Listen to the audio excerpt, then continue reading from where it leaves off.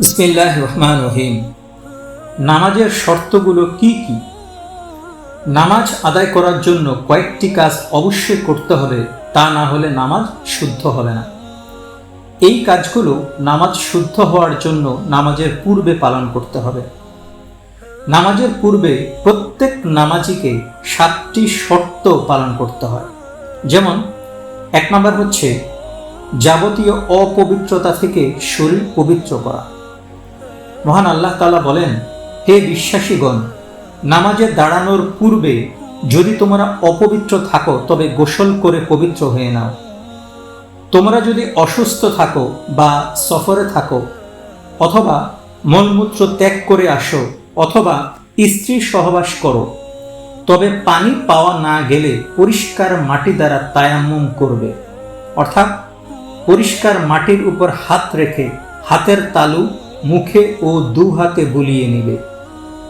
মহান আল্লাহ তাআলা তোমাদের কষ্ট দিতে চান না, তিনি তোমাদের পবিত্র করতে চান।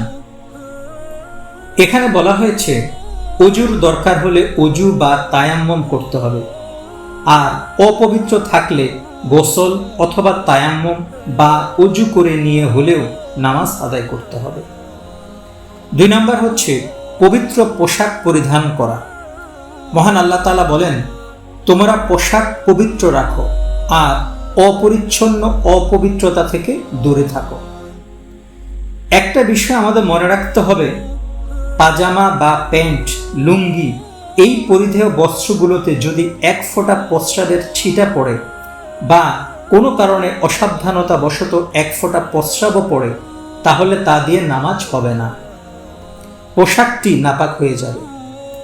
কিন্তু আপনার যদি সে মুহূর্তে অন্য পোশাক না থাকে, তা প্যান্ট, পাজামা কিংবা শার্ট, পাঞ্জাবি, জামা যেটাই হোক না কেন, তা যদি অপবিত্র হয়ে যায়, তাহলে 3 বার বিসমিল্লাহ পড়ে পবিত্র পানি দিয়ে যে অংশটুকু অপবিত্র হয়েছে সে অংশটুকু ধুয়ে নিলে তা পবিত্র হয়ে যাবে, তা দিয়ে নামাজ আদায় করা যাবে।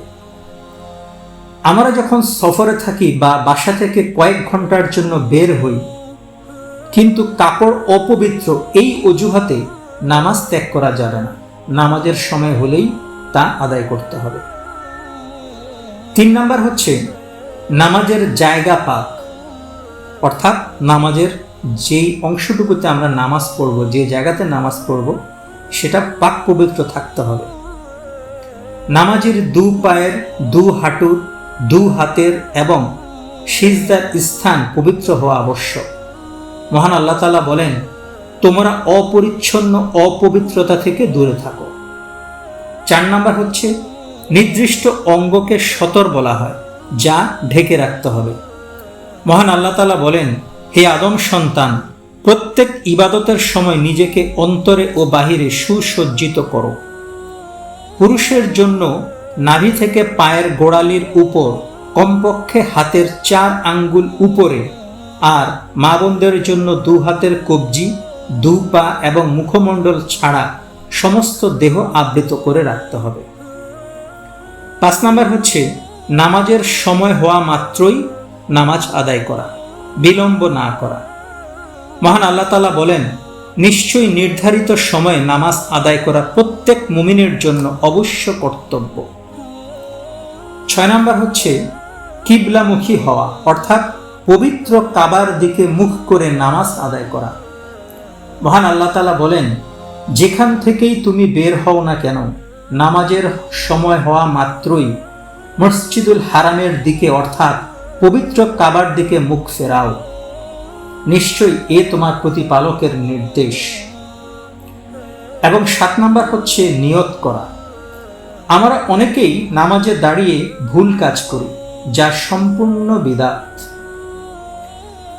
তার মধ্যে 1 নম্বর হচ্ছে নামাজে দাঁড়িয়ে আমরা অনেকেই ইন্নী ওয়াজ্জাহতু পড়ি। রাসূল পাক সাল্লাল্লাহু আলাইহি সাল্লাম কখনো এটি পড়েননি, বরং তিনি তাকবীর দিয়ে নামাজ শুরু করতেন আর সালামের মাধ্যমে নামাজ শেষ করতেন। তবে কখনো কখনো তাকবীর দেওয়ার পর ইন্নী ওয়াজ্জাহতু পড়েছেন বলে হাদিসে পাওয়া যায় রাসূল পাক সাল্লাল্লাহু আলাইহি সাল্লাম।